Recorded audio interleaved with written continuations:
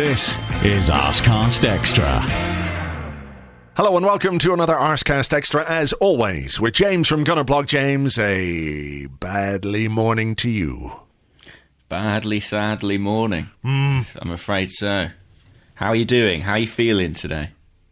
Weird, because I'm trying to come to terms with this. I mean, when I say trying to come to terms with this, it makes it sound much more serious than it actually is. You know, it's not like a huge life-changing thing or whatever, but, you know, I'm slightly torn between leaning into the one game at a time mantra, which I think I've said before, and you've said that if it applies to when things go well, it also has to apply when things go wrong, right?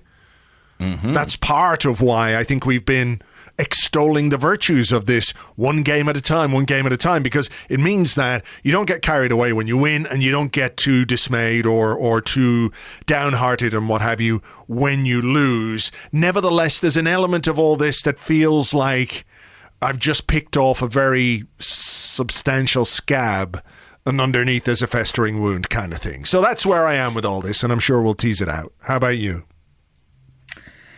Yeah, same really. I mean, I'll be honest, I'm not that bothered about losing the game. Like, it was bad, and we played really badly, and it's a bad result.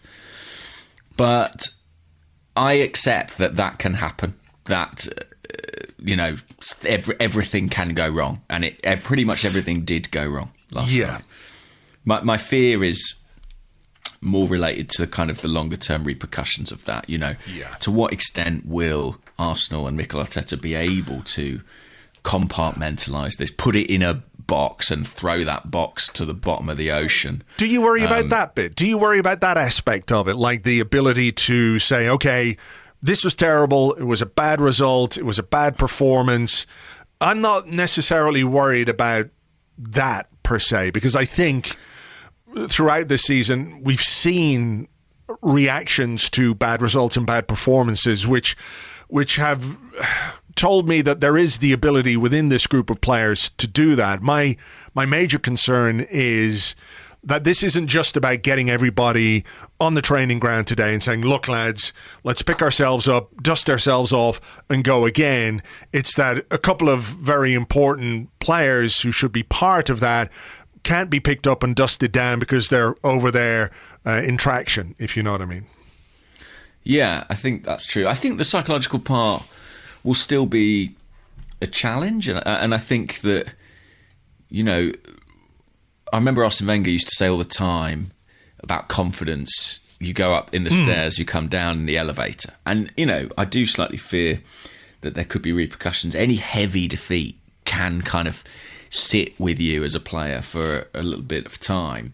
But, it's principally the injuries that have got me most worried this morning and most fearful about our chances in this kind of run-in. Which is saying something, because obviously the performance was really bad. It was really bad, and obviously there is a lot to tease out when it comes to the injuries, in particular Kieran Tierney, and obviously Thomas Partey as well, and we'll talk about those, I think, in a bit more detail a bit later on. But obviously the absence of Tierney was unexpected. There were no suggestions or hints or rumours that there was a problem for him. Thank you very much indeed to Scotland manager Steve Clarke for playing Kieran Tierney in two international friendlies, full 90 minutes in both those games. He obviously needed just to figure out what Kieran Tierney was about, because he doesn't know. He hasn't played him enough. He hasn't played enough for Scotland down the years to figure that out, you know. Sure. Just the 32 international caps. Still a lot of questions to be answered, I guess. Yeah, that's pretty maddening, I think, for any club when a player acquires an injury during or after an international break. And sadly, I mean, it seems like it's a pretty serious injury. So really, really bad news which, sent a ripple, I guess, through the Arsenal supporters pre-game when Arteta spoke about it in his pre-match interview. Yeah. Our first clue that this was going to be a bad night, I guess. A difficult night. Yeah, but look, the issue this time last year was that when Kieran Tierney got injured, around the same time, I can't quite remember, but with about as many games to go, we didn't have a replacement. And it's the same issue this year. Yeah, but I mean, I know nominally, we've got Nuno Tavares. I mean, objectively, we have Nuno Tavares. Last season, we'd sent out Kolasinac on loan, and then there was the whole Granit Xhaka left-back thing, which still makes my brain hurt. But we'll come to that. But Nuno coming in for Kieran Tierney, I think there's a very obvious quality gulf there, but it is, at least in terms of the positions within the squad, a like-for-like replacement. Not that I think that explains Arsenal's first half performance or anything like that, which I'm really curious to know what you think, because it's really difficult to explain why we were second best to everything, why Palace made it difficult for us. We knew they would. This wasn't a surprise to us. We knew how they were going to try and play. Mikel Arteta spoke about it actually afterwards when he said to Sky Sports, we made it impossible for ourselves the way we competed. We talked about that just before the game. You have to compete first in this ground. You have to be physical. You have to win the first and second balls. You have to go into the challenges, and then you can start to earn the right to play. So this is not like, oh my goodness, what have Crystal Palace tried to do to us here? We weren't expecting this. They knew that. So how do you tally that pre-game chat, that pre-game information where Arteta and the coaching staff and everybody is saying, look, we've got to compete physically, with a display from a team which just really didn't? Is it just, I don't know, you have an off night, it doesn't quite work? How do you assess that kind of dichotomy between what the manager wants and what is actually produced on the pitch?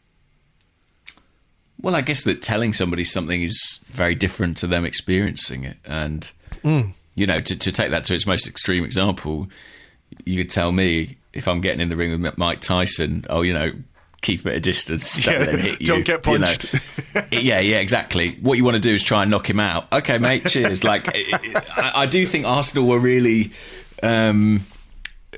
seemed to be caught off guard. And it is actually genuinely difficult to analyse quite how things unravel in the way they did, because it's cumulative, isn't it? It's like every misplaced pass, every miscontrol, everything that gets their fans up, that energises their players, that gives them belief, it just builds on top of each other. And I do think at its heart is what Arteta said. I think he's right. It's sort of competing on the physical side. But technically, Arsenal were way off their game too. I mean, I think pretty much everything that we could have got wrong in that first half hour, we did. You know, the game was only last night, and I've not had a chance to sort of watch it back and you know, really watch it closely. But my suspicion is that it's that period, the first 30 minutes, in which we were truly, truly diabolical, and it's that period in which we lost the game. Yeah, I think that's fair, and there's a collective issue, and I think there were some individual issues as well, because you can be collectively off the pace, and you know, one moment from a player or one piece of inspiration can absolutely change the momentum of the game, but we couldn't get anywhere near that because players who can maybe produce those moments for us, like Thomas Partey, like Martin Odegaard, like they have done in recent weeks and months, and those players have been very good for us, were almost completely the opposite, you know? And I wonder as well if perhaps there is an element of predictability to the way that we play, to the way that we set up to counter some of the things that have been good about us in recent months. Are they now obvious, if you like? So Gallagher on Thomas Partey, he never gave him a moment's peace. Whereas, you know, Partey, and it's not to say that in previous games Thomas Partey hasn't had defenders or opposition players to deal with. He's just dealt with them very well. But it was pretty clear that Palace were keen to snuff out his influence on the game, and it didn't help that he also dropped a stinker in the first half in particular. Similarly, Martin Odegaard, technically a really, really secure player, he also was way off the pace, couldn't control the ball, couldn't make the passes. You know, the things that he does routinely, he couldn't do, and I don't think it was just because Palace paid attention to him.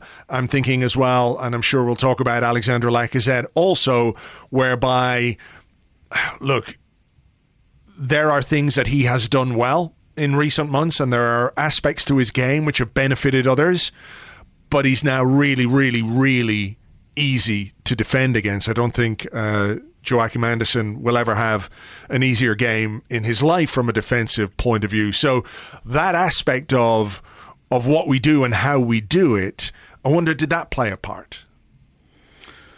Well, I think in the Premier League you get about 6 weeks grace. Like when you start doing something as a team, it strikes me that for whatever reason it takes about 6 weeks for the opposition analysis to catch up with what you're doing. And actually one of the things we've seen, like with this Arsenal team over the past couple of years, is that we'll do something for a couple of months and then we'll have to slightly adapt in order to kind of stay ahead of the opposition. And I think that might be happening across the league. I think it's a sort of continual process of tweaking and evolution in order to kind of overcome what opposition managers try and do to shut you down. I mean, Palace really had the international break and they had really done their homework, it seemed to me, on Arsenal. Yeah. You know, they made tweaks. What they did with Gallagher in terms of having him kind of pressing higher up the pitch on his own is a bit unusual for them. They could have played Eze in that number 10 role, but they deliberately didn't because they knew exactly what they wanted to do with Partey.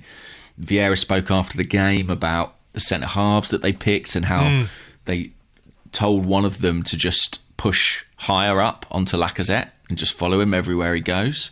And obviously that had a really big impact because Lacazette didn't really figure in the game at all. So they had prepared for us and they had studied us. And so in that respect, I think you're probably right. Predictability may be. What I would say is the best teams, when they play well, you do kind of know what they're going to do. Everyone knows what Man City or Liverpool, within reason, are going to do. But the execution, the mentality is at such a high level that it's difficult to stop. And, you know, evidently we're not there. So, yeah, it was an impressive first half performance from them, but really bad from us. And I think even the things that were within our control, we didn't do well. And I have to say, we gifted them a couple of goals as well. I watched those goals back last night when I got home and I was like, bloody hell. I mean, they are really, really sloppy from an Arsenal perspective. They are. We might as well talk about them, seeing as we've come to that. So, first goal, free kick conceded out wide, bit sloppy, but those are sort of free kicks that are meat and drink, really, and should be defendable. How do you view what happened next? Because I've seen people talk about maybe there's a foul on Nuno Tavares, and I think probably he gets a free kick if he competes properly for the ball, but he doesn't. He sort of ducks underneath it. It's not good. It's a defending. really strange one, to be honest. Like the way he kind of ducks under it. I mean, if you're going to go down, you've got to go down there. Do you know what I mean? If you're going to get fouled, you've got to back into the player and actually get fouled. It's a decent ball from Gallagher because it's into an awkward area, probably too far for the keeper. But ultimately, what Arsenal need to do is just win their duel there. I mean, just don't get punched. Yeah, I mean, Tavares is like exactly. Tavares is 6 foot plus. Yeah, he's a big guy, big strong lad, and he should be doing better than that at the far post. I thought that was disappointing, and then there's a lot of sort of spare runners in the box, and it's a goal out of nothing for them. I mean, I was sat next to the Athletics Palace guy, Matt Woosnam. He turned to me and said, he just said, "Well, that's just come out of absolutely nothing." And I thought, well, yeah, we've sort of given you a goal there. Yeah, I think that's fair. I don't think. I mean, Tavares needs. Yeah, I mean, like I said, I think if he properly jumps there. I mean, Gabriel misses it. I think if he properly jumps there, he gets a free kick. It's not a brilliant challenge from Anderson. I don't know how much he knows about the header he puts back across the goal. He's just sort of jumping in the zone. But it's about, as Mikel Arteta said afterwards, it's about competing in those duels. We didn't compete. I think if you compete, you either make it more difficult for Anderson, or Tavares gets a free kick, or we win the header. The ball doesn't squirt directly to a guy who's standing there unmarked. I mean, they showed the when I was watching it at halftime on Sky, they just showed like Mateta's eyes light up as the ball comes towards him. He's like, "Oh, here we go," and he just loafed it past Aaron Ramsdale. But it's about not competing properly for a ball in the box, and considering how good we've been from set pieces throughout this season, that was disappointing. It was, yeah. And I think if Tavares competes properly in that challenge and it doesn't work out for him, I think people were relatively understanding of that. But it does feel like he sort of doesn't really engage properly. But I think the second goal is worse, actually. I mean, it's really bad defending, I think, on our left-hand side. It is. I mean, where do you stand on like the passage of play? I'm watching it back here. Could Lacazette do better in the tackle? In the build-up? Yeah, maybe. Yeah. On the halfway line, isn't it? Something like that. But yeah, I remember thinking that at the time. That they knocked the throw in back, and it's a bit of a weak challenge. But the thing is, like the pass that's played, when it's played, Arsenal's defensive line is just absolutely all over the place. Like Tavares is about 8 yards deeper, isn't he, than Gabriel and White? Yeah, he's in a poor position. Well, I mean, he's in a poor position if you're looking to play offside. He's actually initially in a pretty decent position to cover if Gabriel misses the ball. But what he does is make the assumption that Gabriel is going to win it, and he stops and he's flat-footed, and then he's caught on his heels. Right. So when Gabriel misses it, Ayew can just run through, and it's a pretty decent finish, to be fair. But it's just so soft, isn't it? Yeah, and listen, I mean, Nuno had a really difficult night and obviously was brought off. But I do think, I mean, listen, front to back, we were really bad. I thought Gabriel probably had his worst game of the season. I mean, I think we said he had his best in an Arsenal shirt at Villa Park, but those sleepless nights really getting to him, I think, after the birth of his child. I mean, this was. I mean, I wonder is that actually a consideration? Yeah, I think it has to be, doesn't it? We joke about it, but I mean, you wonder watching him. You do wonder. He did. I mean, he looked like a guy who hadn't slept for a few nights. We can talk about the goals and we can talk about his role in the goals, but there was another moment as well where he almost put Ramsdale in big trouble with a bad back pass, a careless back pass, And I think another night, if he's sharp, if he's on his game, he cuts that initial pass out from Anderson, Also, yeah, maybe. I don't know if it's the right decision to step up and try and do that. I don't know. But it's interesting watching a player's demeanour as well. I mean, obviously, Arsenal went 2-0 down very quickly. It was obvious things weren't working out. But he was a really frustrated figure. He looked like a bloke who hasn't slept, to be honest. And I'm not making excuses for him, but that's what he looked like. Yeah. But then, that's 23 minutes in. 2-0, and you've given yourself a mountain to climb, really. And I think as good as Palace were and as bad as we were, they didn't create a lot in the game. There was another... Ramsdale had to make another good save, I think, could have been from Mateta at one point. A really poor piece of defending. Gabriel again, not sharp, not tight to his man. It was a shot from like just inside the D, something like that. Right. That was about 40 minutes in. So while I think you're right to say that the initial 25, 30 minutes were the worst, there were still things that Palace did in that first half which threatened, whereas we didn't really threaten a great deal in that first period. I remember a header. Was there a Lacazette header in the first half? There was, but I mean, I don't know that you could use the word threat in conjunction with that header. I don't think so either, but maybe had it been a different player on the end of it is what I mean. But I think, it was pretty bad, and I remember sort of just watching Martin Odegaard miscontrol the ball and thinking, "Oh man, what's not happening? our night." Yeah. And I mean, the only sort of consolation I could sort of take in the first half was like, I don't think we can be as bad in the second. I mean, obviously, it's difficult to analyse the second because you know, I do think Arsenal improved actually, and I think that had we taken one of our chances, we might have made a game of it. But a lot of it is Palace adapting what they do as well, right? And sitting in and saying, of course, we're going to knock it up to Zaha and try and cause you problems on the break. Yeah, I mean, look, he did make the change at half-time. Were you at all surprised by Tavares coming off? Ooh, we're getting used to it, aren't we? I mean, difficult to be. I think I was a bit surprised by how aggressive the tactical change was in terms of getting Martinelli on. But I guess he felt he had to do it. I mean, I asked him about it after the game, and he said it was purely tactical. Yeah, I mean, I think that's kind of what he has to say, and there is probably a bigger discussion to be had about Tavares, which we might save for the second part of the show, because there's been a lot of questions. But I suppose if you are, what else could he do? You know, yeah, exactly. That's what I'm thinking. Like, if you are looking for any kind of crumbs of comfort from last night, it was at least that the substitutions were, as you say, in some ways aggressive.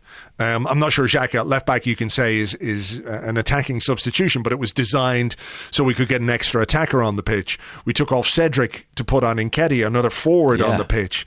We didn't have a choice, obviously, about the Partey one, and we'll come to that too, I guess. But Sambi came on, I think, did well, which is in some ways a nice thing to see, even if the result obviously didn't go our way. It was good to see him back and good to see him play in a positive way. I think the changes we made were probably the right ones, and I think there's a case that Arsenal subs were the players who emerged with most credit on the night. I think they were better for the most part than the starters. But listen, I mean, he went for it because he knows the value of these points at this stage of the season. If every game's a cup final, you've got to approach it like that, and you've got to do everything you can to get something in that 90 minutes. Yeah. Obviously, it didn't pan out that way, and as I do have some regrets about the chances that we didn't take, because, well, not gilt edge necessarily. They were decent. They were decent opportunities. Yeah, I mean, I think the first one that was decent was the Smith Rowe. Yeah. Which he hit. Maybe he was a little surprised by the ball coming to him because it squirted off Lacazette and a defender.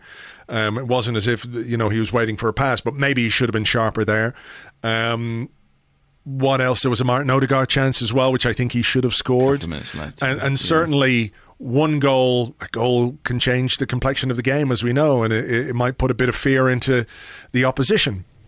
Because all of a sudden, 65 minutes, I think those, and I think that would have really changed the dynamic. I mean, whether or not it would be enough for Arsenal to snatch a point, I don't know, but I think it would have changed the complexion of it. Of course, what actually happened is, I think, not too long after Odegaard missed that chance, he ends up conceding a penalty. Yeah. I mean, that was frustrating because it was slightly reminiscent of. Remember when Partey got injured in the North London derby? He'd already signalled to the bench. Was he on a yellow card at that point? Did Partey get booked? I think he did, didn't he? In which game, sorry? In this game. Did he get a yellow card? He did. He got a yellow card early in the second half. So he had signalled to the bench to say, look, I can't continue. I need to come off. Palace break, and there's a sort of a duel, if you like, in midfield with Zaha, and Partey is there, and he can't make any kind of a challenge there, because then he gets sent off, basically. But I do think, I'm just looking at it again here now, I do think that Gabriel could easily have made a foul He made a fairly tame challenge. Ben White backed off. Odegaard came in. I think it's a soft penalty, but probably a penalty, and certainly the kind of penalty that you get at home, you know? Yeah, did Odegaard give one similar one away? Manchester United, yeah. Yeah. In quite similar fashion, sort of chasing back, but a bit clumsy in the box. Yeah, like well done for getting back in there and doing your defensive duty, but you need to be smarter in terms of how you make the challenge. But I think that kind of summed up his night in a way. Yeah, I think it is a penalty. I've seen people saying it's not. I think it is. He steps up and he scores, and you know that was that. I mean, my focus began to drift a bit and sort of think about the bigger picture. I mean, I saw Partey in the centre circle really struggling, and I think from that point on, I was kind of thinking about that maybe more than anything else. Did you think we should have had a penalty, by the way, for the foul on Saka? Well, I say foul for the coming together. I mean, I think there's a definite shove, but whether it's quite enough for a penalty, I'm not sure. But what I think in the VAR era, there was one on Lacazette right on the edge of the box, and I think his foot is inside the box and his foot gets stood on. And again, it's not necessarily what you would call a stone cold penalty or anything like that, but you've seen them given, in particular in this era where VAR rewinds and looks again, and there didn't appear to be much in the way of a check on that. So I thought maybe out of the two of them, the Lacazette one was probably more of a penalty, but I don't know that I want to sit here and bemoan a penalty we didn't get when really the defeat was based on the performance or the lack of performance in that first half. Yeah. What about you? I'm inclined to agree. Yeah, no, I'm inclined to agree.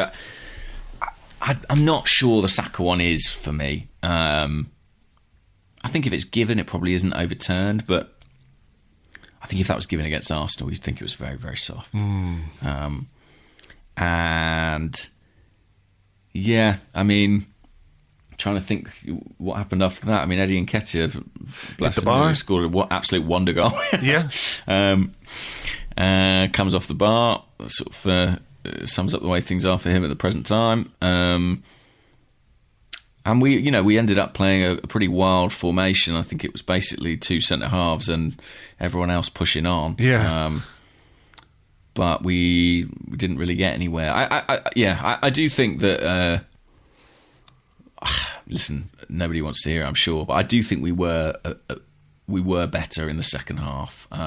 But we'd set a pretty low bar in the first, and I think we gave ourselves a mountain to climb, like I say, and I just think you can't do that. You can't do that. No, you can't do that at this level. Like you know that if you're off it in any way, teams in the Premier League are going to punish you. And I think what's probably most disappointing is just the fact that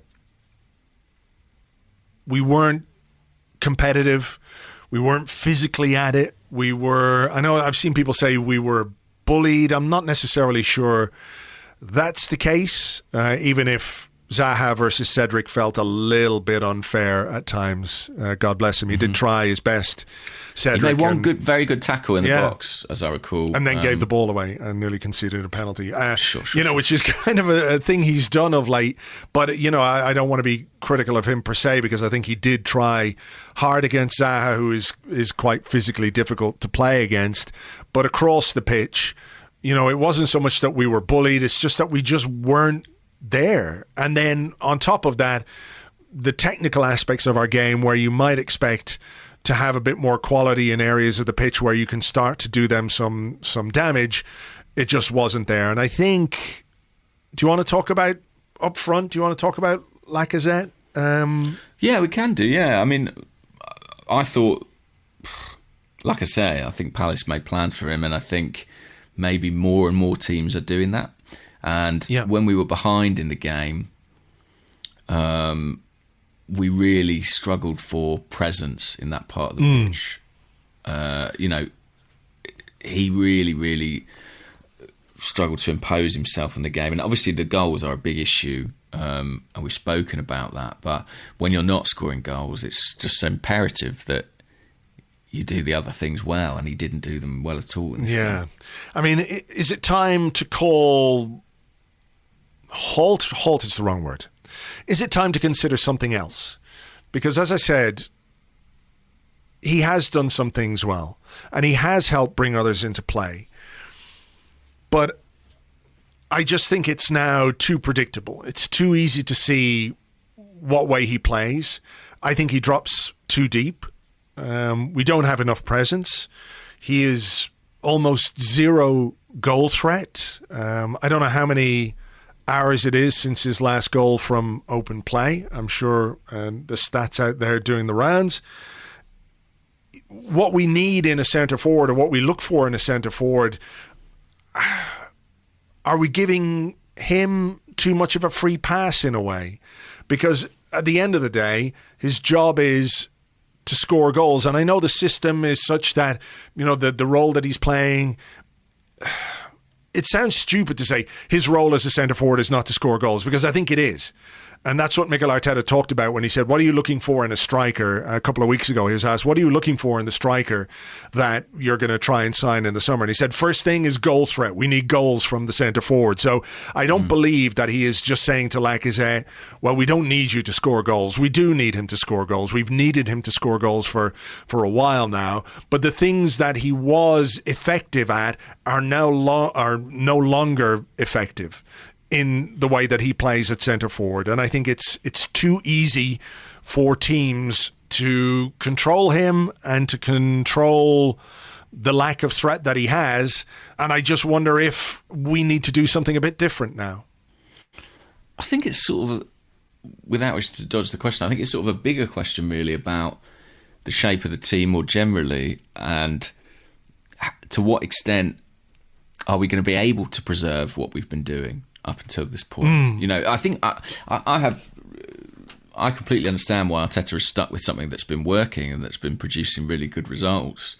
But I wonder if the injuries that we've suffered, albeit in different parts of the pitch, sort of prompt such a big or such a necessary rethink that everything comes into question. And I don't say that with any great satisfaction. Like, my ideal would be that we pick our best 11. We have our best 11 available, that we all know probably what that is. It probably includes Lacazette, and we play that 11 and that shape that's got us this far, and we do that on Saturday against Brighton, and it works better and everyone feels better about themselves. But enough pieces are kind of missing from that that Arteta's got a bit of a conundrum on his hands. And I do think that will call the striking situation into some question.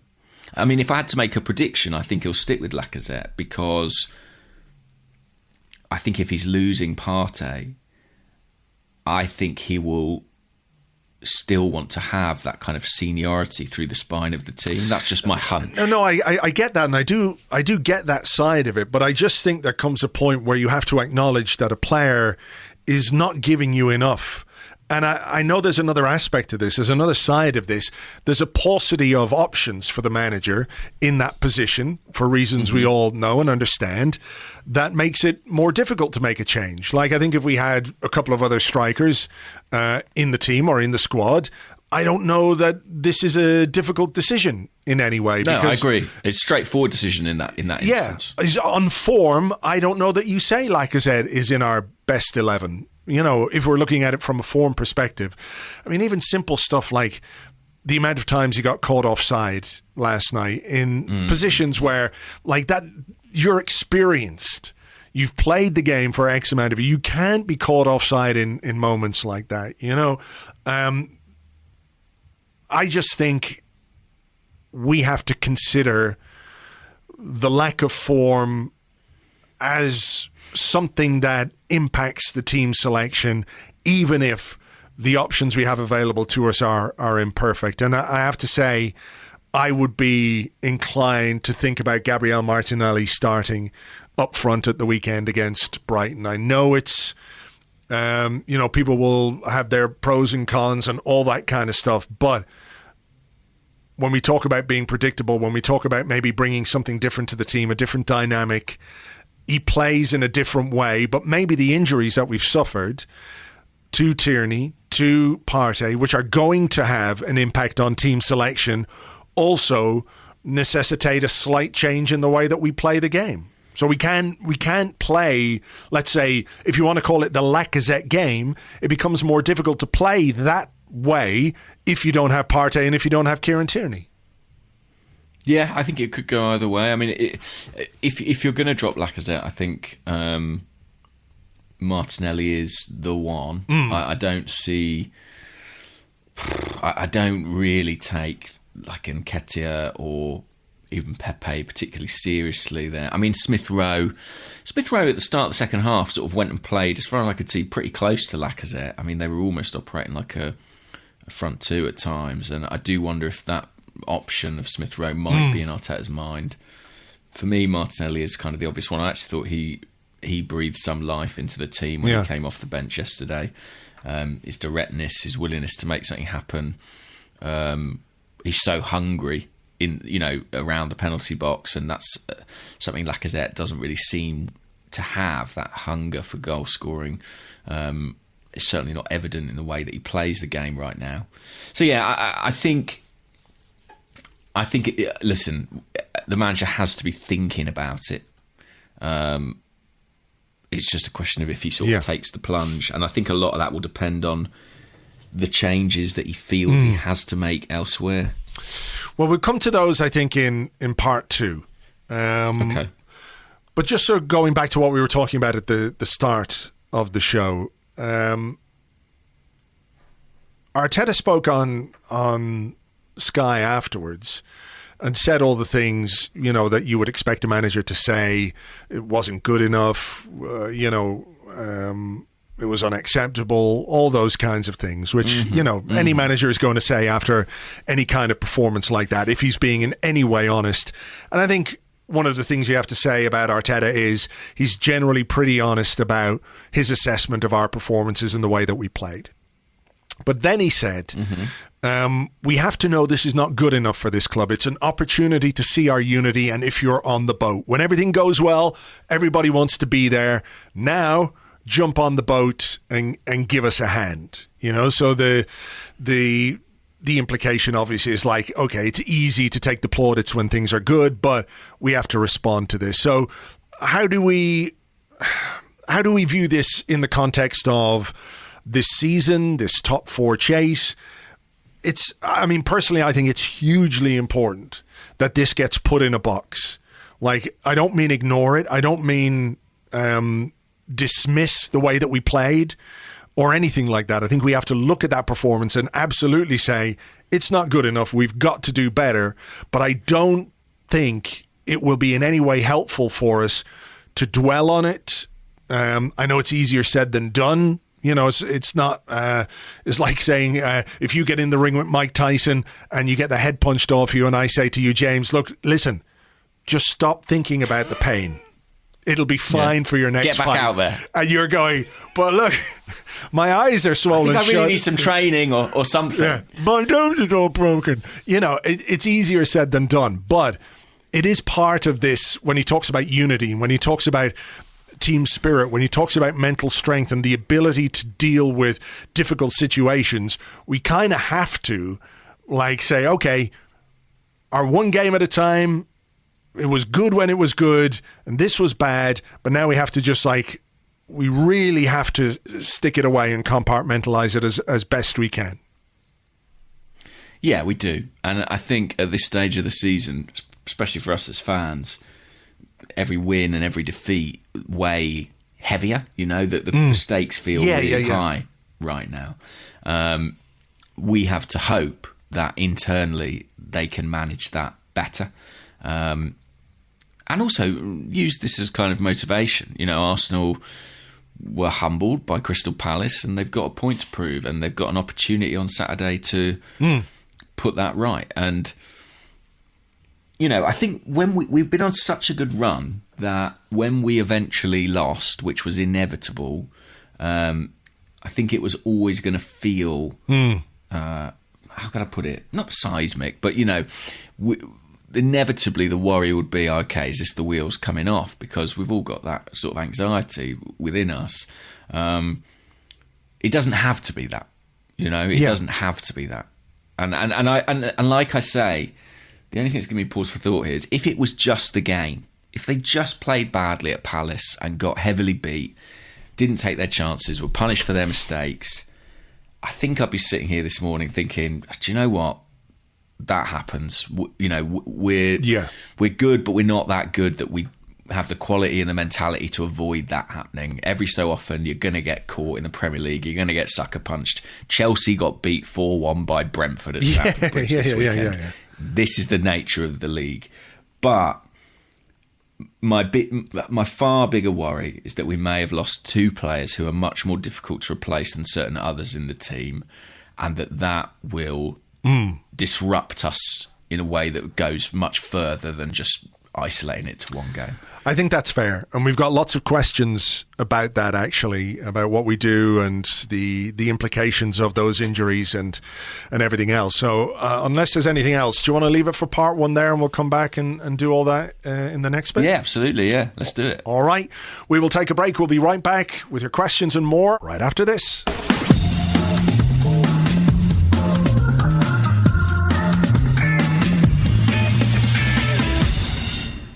Welcome back to the Arsecast Extra. This is part 2 of the show where we answer questions that you sent to us on Twitter at Gunnerblog and at Arseblog, and also on the Arseblog Discord chat server, which you get access to if you are an Arseblog member on Patreon. And just to let people know that as well as lending our support to the fantastic work that our friends over at the Arsenal Vision podcast are doing, raising money for the Arsenal Foundation, which is in turn raising money for Save the Children, we are donating every single penny from our April Patreon to UNICEF to help children around the world who are impacted by war and conflict in Syria, in Yemen, Afghanistan, Gaza, and lots of other places too. So if you ever wanted to sign up to Patreon, this month, your subscription not only gets you access to all the stuff that we do on Patreon, but will ensure that the money goes to good causes as well. So you can do that at patreon.com/Arseblog, and your support obviously would be hugely appreciated and very, very welcome. So there you go. Yeah, brilliant stuff. And yeah, I should point out as well that the Arsenal Vision guys are raffling off or auctioning, sweepstaking a prize at the end of the season for the final game against Everton to watch a game in a VIP box at the Emirates with myself and Elliot and Clive and Tim. I'm not sure if Paul is coming over or not. I'm not 100% sure on that, but that's a prize, and hopefully we can all be there for Frank Lampard relegation day, as well as securing the top 4, Great. And I'm going to offer someone the opportunity to fight Mike Tyson. I thought you were going to say they fight you. Well, yeah, I mean, that might be more people actually prepared to pay for that opportunity. Well, you are a boxer. Underneath it all. True, that's true. Yeah, no, great. I love, to be honest, seeing all this good work being done by Arsenal podcast. So really, really lovely. It is good, and it's what it is as well. It's a real testament to the Arsenal fan community that they back things like this to the extent that they do. And particularly at the moment where it feels like we really need to do as much as we possibly can to look after one another in this crazy world that we're living in. And, whatever's happening in terms of the football, whatever people's opinions are of that, we're part of, and very lucky to be part of a really great Arsenal community. And it's always really heartening to be involved in things like this and to see how well they're supported. So thank you very much to everybody in advance. And of course, this is running throughout the month of April. So we'll talk about it again at some point. Shall we get on with the questions? Yeah, we probably should, because there's about 1 million about what to do about left back, aren't there? In different guises. There are. I've got a couple here. Benny Blanco on the Discord says, "Good morning, gents. Given the probable absence of KT for the foreseeable future, Nuno's poor showing last night, and a potential injury to Thomas Partey, is the most sensible path forward a return to a back three formation? Results, not performances for me now. And also on the Discord, Castle says, hey guys, what's your take for Nuno's Arsenal future? Surely he'll feature again if Tierney's injury is serious, but I can't see him staying at the club next season, even if it's only a loan departure in the summer. So, yeah, what are your thoughts on what the fuck we're going to do at left back? Yeah, well put. It's really tricky, you know. It's really tricky because we're looking at a player in Nuno who's had 2 starts, neither of which he's made it past half time. Yeah. In between those, I think he's played a minute away to Wolves in the Premier League as a late substitute. I think there are 2 issues there. One is the player's confidence, which is probably shot. I think as much as he can be a showy player on the ball, I think he's a relatively... he's a young guy. He's a young guy. And I think, he might be suffering as a bit of a consequence of what's happened. But the other issue of confidence is obviously the confidence of the manager in him. Yeah. What degree of trust does he have left? I think the amount at which he's been used since Nottingham Forest, to me, suggests not a great deal. Do you think that the decision, to take him off after 30 minutes against Nottingham Forest, and the decision to take him off last night, even though he said it was tactical, and I think, to be fair, I think it was. It was tactical, but also it was tactical because he was playing poorly and was... Well, it's good tactics to take a player off if they're playing really terribly, I guess. Yeah. But do you think that those decisions, should I say, are sort of informed by a more general concern Arteta might have about him that goes beyond, let's say, just those 2 performances? Maybe. I mean, he's seeing more than us, isn't he? Yeah. But I do think it's interesting. Remember, Nuno had a really difficult night at Anfield, and Arteta picked him to start the next game against Newcastle, I think it was. And that was it. I think Tierney came back in after that. I think I'm right in saying. I'll have a look while you're talking. Yeah. But it was, or maybe not, maybe that was Sambi I'm thinking of. But, he stuck with him in a difficult moment. And I remember thinking, like, oh, that's a real sign of faith, and it's something that the player can really cling to and build from. But that degree of patience, maybe because, as we said, we're at the sort of business end of the season, isn't there, seemingly, right now. I mean, what do you think? Do you think Nuno is usable? Unfortunately, that is the question that we have to ask ourselves. Yeah, I have some serious doubts, to be honest, because he doesn't look confident. He doesn't look switched on in his defending, which I think is an issue, and was certainly an issue last night. And it's been an issue when, you talk about Mikel Arteta keeping faith with him. There was a giveaway at Anfield, wasn't there? Was his giveaway. And then he did keep faith with him, and we beat Newcastle. He kept faith with him again, and we went to Manchester United, and there was another mistake at Manchester United, and we're seeing 2 mistakes last night, if you want to call them that. And look, he's not alone in having played poorly last night, but what he does have is kind of like not necessarily a track record, but there have been moments where his inexperience or rawness or whatever you want to call it, maybe it's just his level, has been exposed this season. And there comes a point where you start to run a risk by using a player. But it is when he's bad, he's very, very bad. That's the problem. You said to me last night, let's hope we get good Nuno. And we didn't. Yeah, and you texted me back saying, it is not good Nuno. No. I do think in some just some mitigation, because I think there were some tactical things that made him a particularly bad fit last night. If you think about when he was playing in the team, and it seems crazy to say now, but keeping Kieran Tierney out of the team at one stage, the way we were set up then was quite different. First of all, we had Tomiyasu on the other side, who continues to be a big miss, and Lord knows what's going on there. I mean, it's been a long absence now, 2 injuries, not even on the bench last night. And that Tomiyasu and Tavares were a more balanced pair of fullbacks than, say, Tavares and Cedric. Tomiyasu would tuck in, you almost had a third central defender there. Tavares could push on. The other thing that was different at that time was, of course, Granit Xhaka was playing in a much deeper role next to Thomas Partey. And when Tavares went charging up the pitch, Xhaka was there, filling in for him. And I thought at kickoff last night, maybe Xhaka would be asked to do that. Yeah. But we didn't. We stuck with what we've been doing, and we asked Tavares to do the Tierney job, the slightly more defensive-minded, conservative left-back job, and he's not cut out for that. Yeah, I mean, I see what you're saying there, but I don't think necessarily that the issues that Tavares had in last night's game are because Cedric was on the other side, or because of the role that he was asked to play. It was just really bad defending. That could have happened with Xhaka beside him, with Xhaka just in front of him, with Tomiyasu over the other side.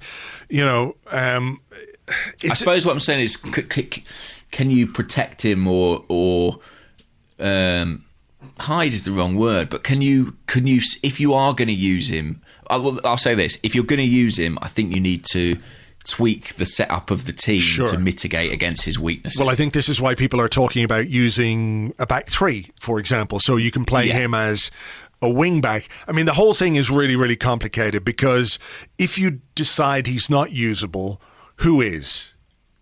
Because if you lose Thomas Partey for a few weeks, I'm sorry, I don't think you can take Granit Xhaka out of midfield. I just don't think you can then use Xhaka at left back and cope with midfield. I like, there was a graphic that went up on Sky Sports last night.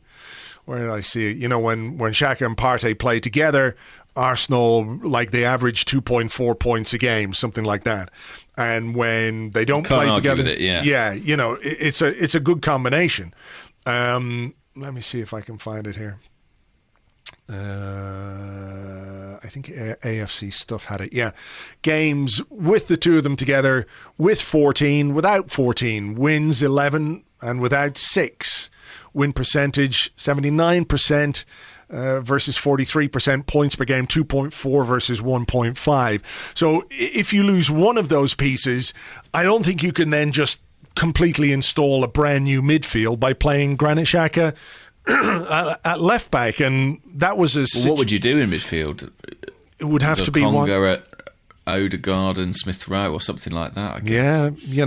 Mohamed El Neni's there as well, but is that really the answer to any particular problem? I'm not sure that it is. So I think it's a really complicated decision for Mikel Arteta to make. For me, it's well, it's all contingent on Tomiyasu, but if you can get Tomiyasu fit, then I think I'm in camp Cedric, actually, as a left back. I think that's where I am. I mean, that's certainly an option. I wrote about that today, that maybe you could flip Cedric out to left back if Tomiyasu is not fit. Like, I don't think he's brilliant there or anything like it, but I think the risk factor with Cedric there is much less than it is with Tavares there, based on what we've seen from him, not throughout the season, but fairly consistently. I think he's had difficult moments defensively, even if he's had some very exciting attacking moments. I mean, the other aspect is maybe you just play him higher up the pitch. I don't know, but what does that do for your left-hand side? Well, I think if you were going to use him, Tavares, I think the back 3 conversation is kind of interesting, but I think there's kind of a way of playing a back 3 without playing a back 3, which is that you pick Xhaka and Lokonga in midfield, and you go back to Xhaka in that space. in that space. Yeah, exactly. And Tavares does what Tierney did last season: play higher up the pitch, join the fifth line of the attack. And Xhaka is nominally a central midfielder, but almost the third centre half in the build-up. That is a way out of it. But that, if you want to play that, you probably have to pick Tavares at left back. Or, I mean, there's been some suggestions. I'm just trying to look in the questions now to see if I can find an example. Yeah, so Mr. Beer says Saka at left back gets all our star boys in the team. This time last year, that was something that I thought was probably the best solution for our problem at that point. This time around, I don't think I would. I mean, you could say, okay, play Saka at left back and you've got Nicolas Pepe, who could fill the Saka role, or you play Smith Rowe left and Martinelli right. It is possible, but I just think look, if we had a centre forward, it would be probably an easier decision to make. But we don't have a centre forward who scores goals, and Saka is our joint leading goal scorer. I mean, True. We're going to need goals to get us into the top four if that's still a realistic prospect. So removing one player from the attacking third of the pitch, even if you could do maybe the best job at left back from the options that we have, it doesn't really make sense to me. I mean, is there any part of you that thinks, as bad as he's been, we've got to give Tavares the Brighton game and see if he can find some form and just work on his confidence and his positioning and all that stuff, because ultimately he is a left back and we need a left back? Or do you think that's too big a risk at this point? I think it's probably, in terms of personnel, the ideal solution. It will all depend on, A, what kind of faith Mikel Arteta has in him at this point. If he picks him for Brighton, it's probably a show of faith in the player. That he thinks, okay, long term, yeah. Okay, look, he's had some bad games. He had a bad time, but we need him. He's our backup left back, and let's try and rebuild his confidence and everything else. And in that case, you have to respect what the manager is seeing on the training ground and everything else. I think if Tavares doesn't start on Saturday against Brighton, if Tierney is ruled out, and if Thomas Partey is ruled out, and Tavares doesn't start on Saturday against Brighton, I think he's basically toast. Yeah, and what's really hard is we see the performances in the games and we've seen how they've gone. We don't see what happens in between. We don't know if he's tearing it up in training and they're all like, there's a player here. It's for some reason it's not happening on the field, but we believe in him. We're going to keep working with him. Or we don't know if in the last 6 months the coaching staff have been looking at him and thinking something's not right with this guy. He's not at the level. And I think we'll probably get our answer at about 2 p.m. on Saturday when the team sheets come out. I think that will tell us really where he is in Arteta's thoughts. Is he a guy they are prepared to count on between now and the end of the season? And if not, what are they going to do? It is fascinating. And the only thing I would say is that as good as Tierney has been and as much as he's an important player, one of the things we've talked about is his role in the team changing and being de-emphasised slightly. If it was last season, Tierney was our whole attack. That was everything we did, going down the left-hand side, the overlap and slinging in the crosses with mixed results. If we could find someone who could do a job at left-back, it needn't necessarily disrupt us too much, Well, I mean, that's the unfortunate part of this for Tavares, is that aspect of the job not his game. Is not his game. Certainly not at this point in his career. Maybe he'll develop into a good defender, but it's clear that his strength is in the opposition half. And, he really does have some strength in that regard. He is quite good going forward. There was a moment last night, do you remember, where I think we'd worked it quite well down the right-hand side, and it came across and he was about 30 yards out, and he thought about having a shot. And I wonder, he takes up really interesting positions in the opposition half, for sure. And I just wonder if, there was a game earlier in the season where he took about 8 shots and they all went crazy wide and high and stuff like that. Yeah. And I think maybe at that point in the season he would have had a crack. This time around he got caught in two minds and I think lost the ball, and Palace had a break and whatever. But his strength is in the attacking third. If you're looking for somebody to do a defensive job at left back, I don't know that he's the guy. I mean, it's so complicated. The Tierney and Partey Tierney injury in particular has made this, And I think for me, it's as clear cut as if you want to pick Tavares, I think you have to have Xhaka babysit him. Basically, I think it's down to that, and that means changing the shape of the midfield. But then I think there's a pretty compelling case to do that anyway, because we've lost Thomas Partey, and I'm not sure either Xhaka or Lokonga can just step into what he's been doing for us seamlessly. No, I don't think so, although I thought Sambi was very bright when he came on. I thought he would look good, got involved, didn't do it easy, if you know what I mean. I think the easy thing. Yeah. And I think, maybe the another aspect of how the game was managed last night, maybe the easy substitution in those circumstances when Partey comes off and you're 3-0 down, maybe the easy substitution is Mohamed El-Neni. It's safety first, plenty of experience, he can go on, he can keep the ball moving, etc., etc. And I said to you just at half-time, as I was watching some of the game, I'd left it playing here in front of me while we were talking and everything else. There was some good football from Arsenal, particularly in the last 10 or 15 minutes. And I know that had to do with the game state where Palace didn't really have to do anything, but there was some good combination play and some nice movement, and Sambi was involved in that. So I think maybe giving him those minutes speaks to his probable involvement at the weekend. Whether it's exactly the same role as Thomas Partey, I don't know. We might have to revert, if you like, to using the double pivot kind of thing with Xhaka sitting a bit deeper just to take some of the pressure. If we talk about, Tavares needing Xhaka if he plays, I think maybe Sambi might as well, just to have that experienced head beside him.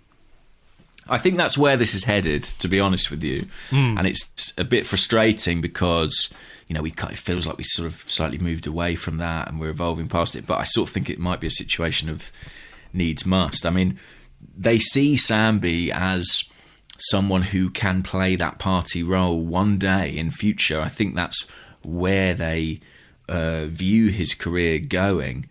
It's just if he's ready for all that responsibility. It's such a pressure role, take the ball off the centre halves, guys pressing you. Teams will have watched Palace. I think the pressing will be even more intense probably moving forward in that part of the pitch. I do think he might need a mate next to him just to kind of give stability. Well, let me ask you this. I mean, we had another question here from Anders Janssen, who's at Anders Janssen, but with a 3 in it. And he says, badly morning, guys, humbling defeat, but the Tierney Partey injuries hurt more. Do you think Arteta should stick to our system and move around players, or change the system to fit to the current squad, which sort of, is what we were talking about maybe in the first half, that elements of the way that we play, while they've been effective, have become a bit too predictable, and in order to be more effective, or in order to put the opposition off their own games, something like Martinelli up front might be a way to go.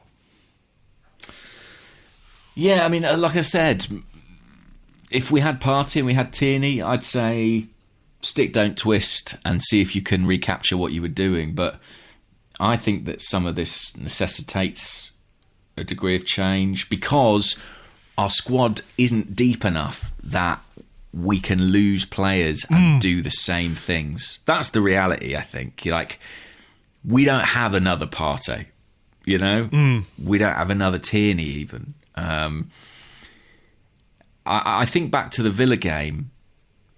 We lost a couple of players on the day or close to the game for that. You know, we lost Ramsdale and we lost Martinelli.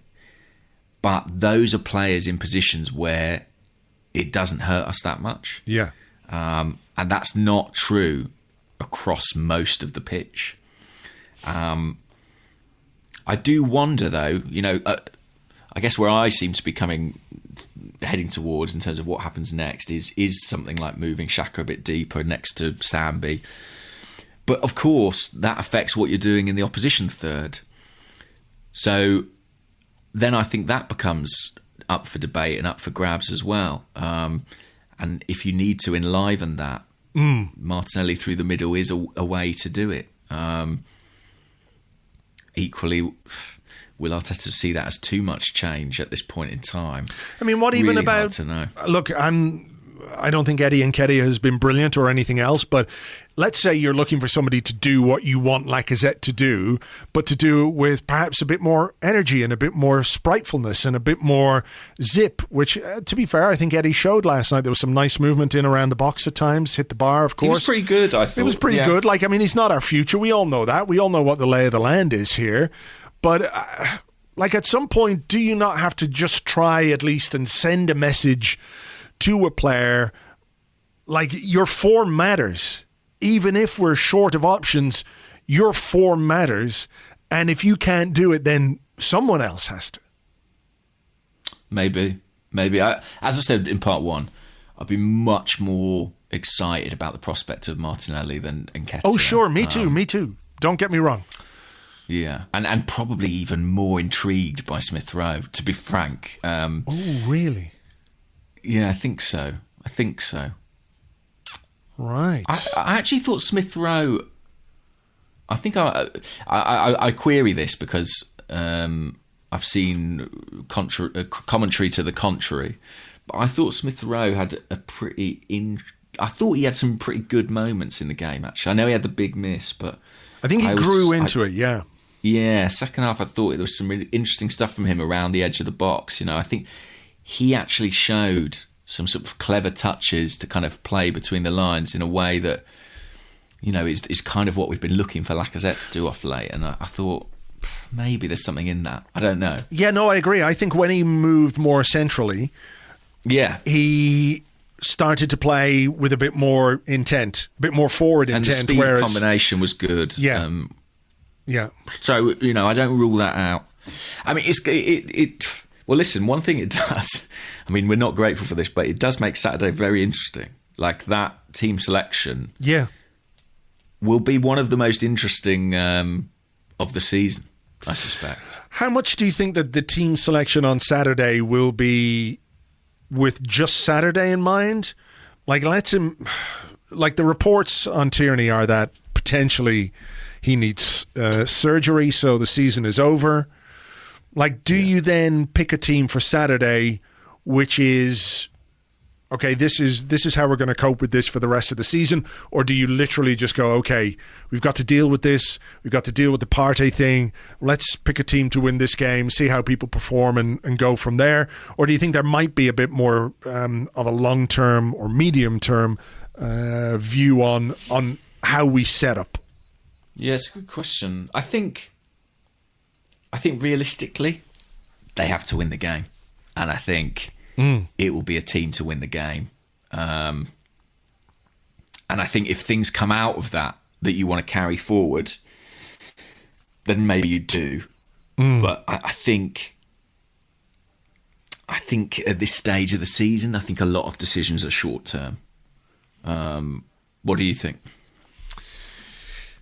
One game at a time. I think, you know, I don't know that you can really plan for or strategize losing two key players like Partey and Tierney in one game or in the period of one day. You know what I mean? Yeah. So it will be about assessing who's available, who we can bring back in. If Tomiyasu is available, it would be great. And maybe then you tilt that balance, as we said, by perhaps using Cedric Xhaka, and I think they'll just look to win this one, see what happens. But I think there comes a point where you have to think about making some changes to the way that we play, regardless of those injuries, because there's not quite enough variety to trouble teams. Palace did their homework last night. Absolutely did their homework. And while we played poorly and they played well, we've been sussed, if you like. The system has been sussed out. So I think it might force our hand. The system might not be viable anymore, given the players that we're missing. That's what I mean, yeah. So I mean, Partey, I think you could make a very good case, was the key piece in that system. So if he's absent, and I think he is going to be absent, I think he's going to miss a few games at least, personally, and based on what the kind of feedback was last night, I don't think there's a great deal of confidence about his situation. I think he felt something go, so that's a worry. I mean, listen, we're talking here about depth, I guess, and we had a question on the Discord. Elizabeth Royal Arsenal said, I was concerned when we didn't sign anyone in January, but was told by many people that it wouldn't be a big deal. I settled in and began to believe maybe it wouldn't cause us trouble. But after what happened yesterday, injuries and lack of depth from the bench, I'm very concerned again that we didn't make signings. Is January coming back to bite us in the arse? And it was always the risk, wasn't it? It was always the risk.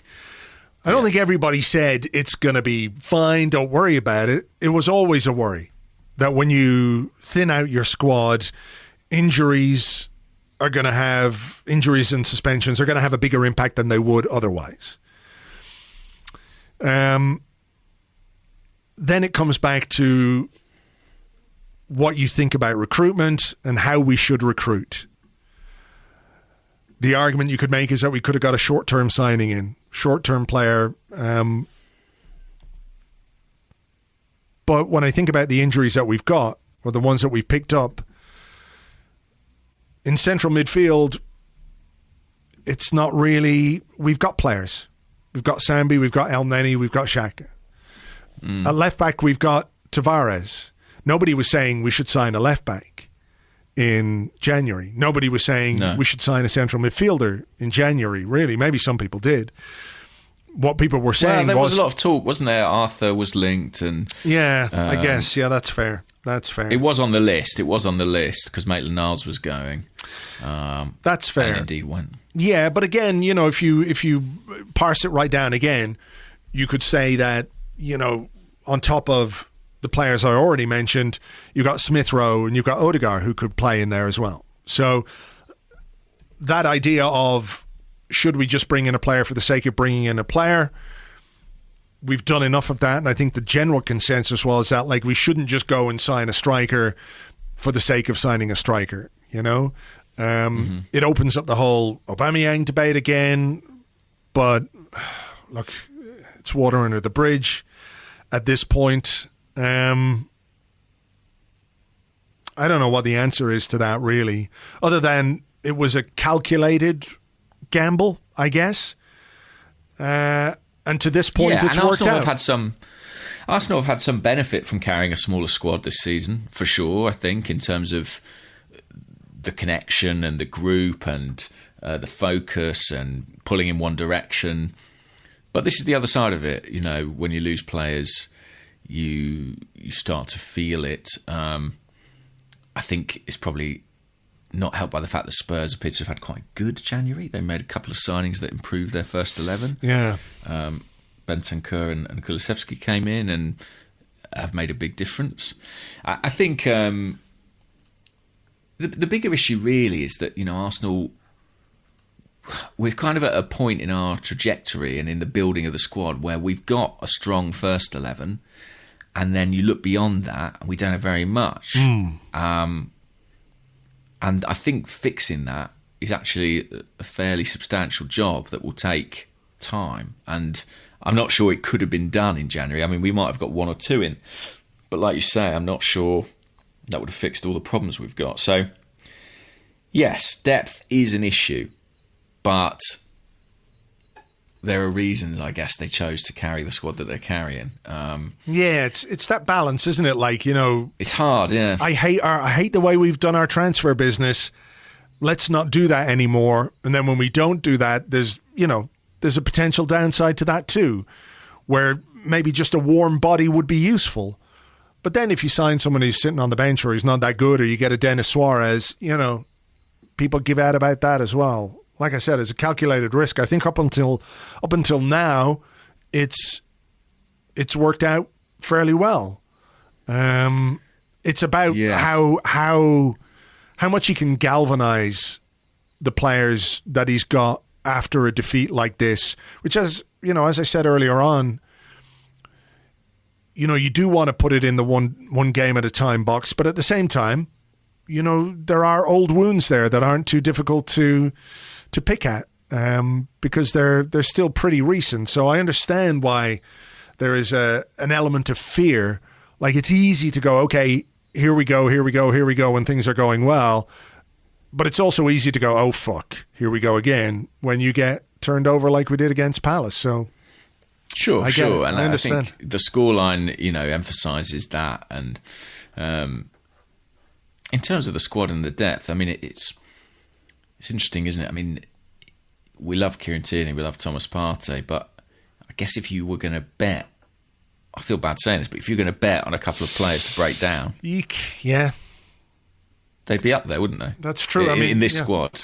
There was a question on the Discord from Zach Tays who said, what are your opinions on Klopp's very purposeful removal of Alexander-Arnold from international duty via, in inverted commas, injury, while Thomas Tuchel does something similar with Reece James? Both absolutely key players who are now well rested for the crunch stage of the season. Meanwhile, Tierney, who has a history of injuries, plays 180 minutes in 2 friendlies and is now out for the rest of the season, potentially. And we don't know yet. Should Klopp's regular shenanigans be called out, or, if you can't beat them, join them? Well, I mean, in that particular example, Alexander-Arnold, I don't think he played this weekend, so presumably there is something there. I think Joe Gomez played at right back for Liverpool. But nevertheless, yeah, I think, when the crunch is on for clubs, you've got to protect your players. I think what's difficult is that, for example, in Partey's case, it was World Cup qualifier, right, against Nigeria. Yeah. I mean, that you couldn't have persuaded him to miss that game. It's a huge game for Ghana. I think he was captain. I mean, you're fighting a losing battle trying to convince him to not be involved with that. Yeah. Tierney with Scotland with the friendlies. I think the manager could have done us a bit more of a favour, frankly, than playing him for 180 minutes. I don't think Andy Robertson played anything like that. But these players are really important to their countries, and that's one of the difficulties you face. In fact, I was counting up the other day the amount of Arsenal players that could be at this World Cup in November, December. We're looking at a lot. We're into double figures. I think it's going to be between like 10 and 15 potentially, depending on who qualifies. And that is a good thing. I mean, it's not long ago. I remember, do you remember, was it the Euros or the World Cup? We had an international tournament recently where there were about 4 Arsenal players involved. Yeah. Kind of weird, but... Yeah, because always as a neutral, it was like, okay... who do we support? Who do we support? I guess it's Switzerland. Who's got the most Arsenal players, at a tournament? Yeah. So. But yeah, so it's great that these players are getting that recognition, but yeah, fucking hell, it is annoying when they come back and have a problem, and it's difficult to, the timing is suspicious, so we say, after the travel and the game time, and yeah. I mean, I think it would be a lot to write it off as coincidence. Yeah, I mean, do we have details of Tierney's injury? I mean, I saw early reports saying he reported back to Arsenal with the problem, and he has had a knee problem before, so... Yeah, it's not... I don't know the exact timing, if it was like in-game or in training, or... Not sure, but they've done the early scans on it, and... He's seen the specialist today, isn't it? Tuesday. So, but basically they already know that it's bad news. It's a question of how bad at this point. How annoying. Yeah, really annoying, and a real shame for him. And just unfortunate our circumstances. You know, if this was October and Tavares was playing really well, much better than he is now, let's say, then maybe it wouldn't be such a big deal. But it's come at a time where we're having problems in that part of the pitch. Let me ask, have you got one there, or will I ask? I've got a load, but we've sort of talked around a lot of these. So if you've got something that's a bit different, then by all means. On the Discord, Jithin Krishnan says, we've often spoken about how a team full of younger players is likely to show some inconsistency. Do you think last night can be attributed to that, or do you think there are more structural problems to address? I know we've sort of talked about this, but... Can you ask me that again, Andrew? Sorry, my phone was ringing and I was distracted. He said, we have often spoken about how a team full of younger players is likely to show some inconsistency. Can last night be attributed to that, or do you think there are more structural problems to address? Well, I think there is this question of like opposition catching up with what we're doing and how we adapt to that. Yeah. But I do think that inexperience is part of it. I mean, even the best teams have off days. And Arsenal, to be clear, like over the past year and a bit, have been a good team. I think it's really important we don't lose sight of that. Like, it's not fluke that we've climbed the table in the way that we have. Our results have been good. The way we've been playing has been good. We've been pretty good. We've basically, on balance, been sort of the third or fourth best team throughout that period in this league. And granted, there's a big gap between the top two and the rest. And we didn't become that overnight. And we don't lose that overnight either. I do think that. I think there's still a lot to be encouraged by. I think inexperience is a part of it. I think with experience comes that understanding of the mentality, the physicality, knowing about the preparation, knowing about needing to be ready. I think that is a factor. I think steadying yourself on the pitch. I always remember like talking to Lee Dixon about this, about how when things are against you, you just need to be able to sort of settle down into a game. How you need to kind of take a moment and breathe almost and just do simple things to kind of get a foothold. And I felt like Arsenal didn't achieve that last night. And I wonder if experience plays its part. I think it's quite an interesting one, because you could talk about or think about or discuss the inexperience. But I think what's crucial is that in games like this, the experienced players step up, as you say. Yeah. And last night, the experienced players didn't. Odegaard, I know he's still 23, 24, but a very experienced player. He was off his game. Thomas Partey, off his game. Alexandre Lacazette, off his game. You know, and those are three fairly senior players in an area of the pitch where, if you're going to get a foothold, leaving aside the defensive issues that we had, if you're going to turn the tide, you need those guys. So it's not really the inexperienced players. It's the inability of the experienced players to sort of bring those guys along, if that makes sense. Yeah, I think that's a really good point. And when we talk about inexperienced players, like, who are we talking about? Do you know what I mean? Yeah. It's Tavares, sure. Like, he's raw and he's not had a load of games. I think on age, you know, you'd look at Saka, Smith Rowe, Martinelli. I think White and Ramsdale are sort of marginal, really. I mean, they've played a lot of football at this point. Same with Gabriel. A little bit older. Yeah, same with Gabriel. So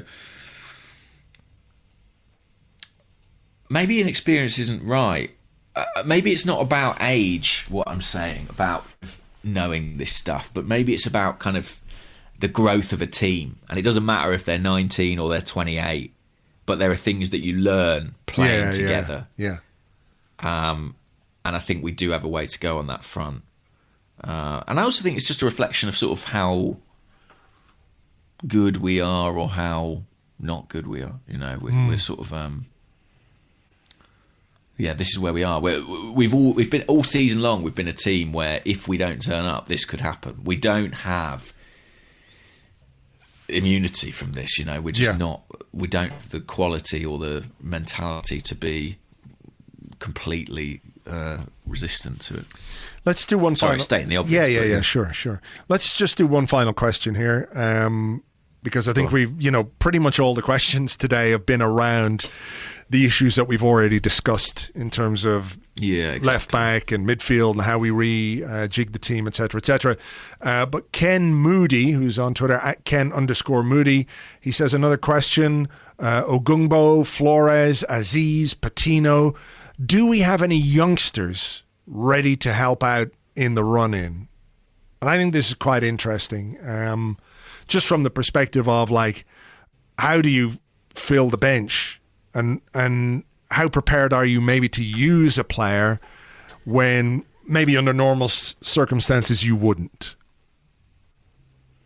Yeah, I mean, that bench was callow, wasn't it, from an Arsenal perspective? I mean, I looked at the two benches before the game and thought, in terms of attacking options, Palace had more depth and variety than we did. Yeah. But it's interesting. In fact, Art de Roche was at the academy game last night. Arsenal played Man City, and I was kind of texting him going, "Who's playing left back? Are they any good?"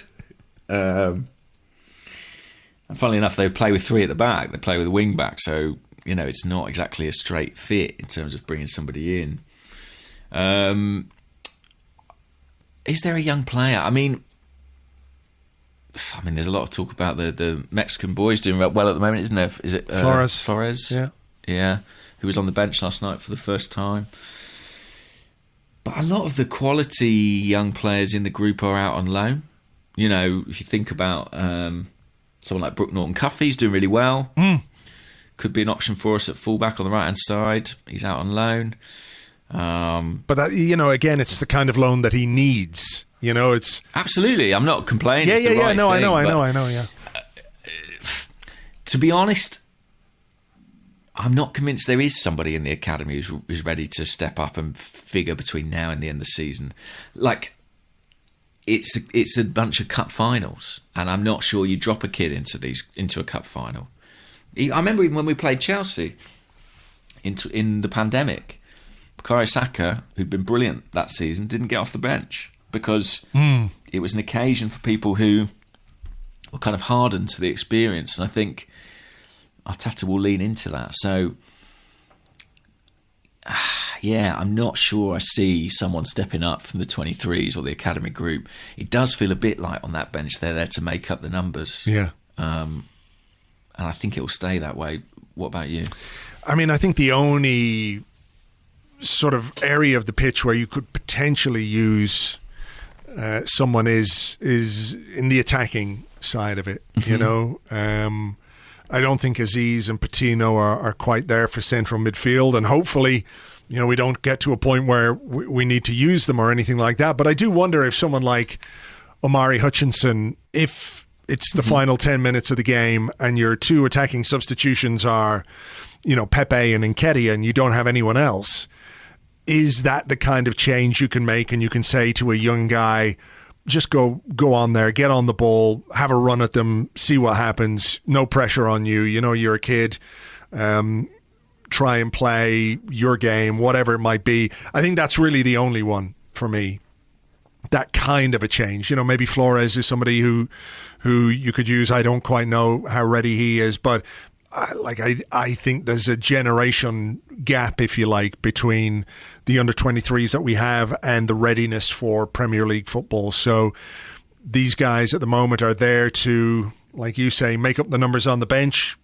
give us 9 substitutes that we can name, but I don't really see any of them making a big impact between now and the end of the season, Inclined to agree. Hopefully we don't have so many more injuries that, we have to do that. Yep. Fingers crossed.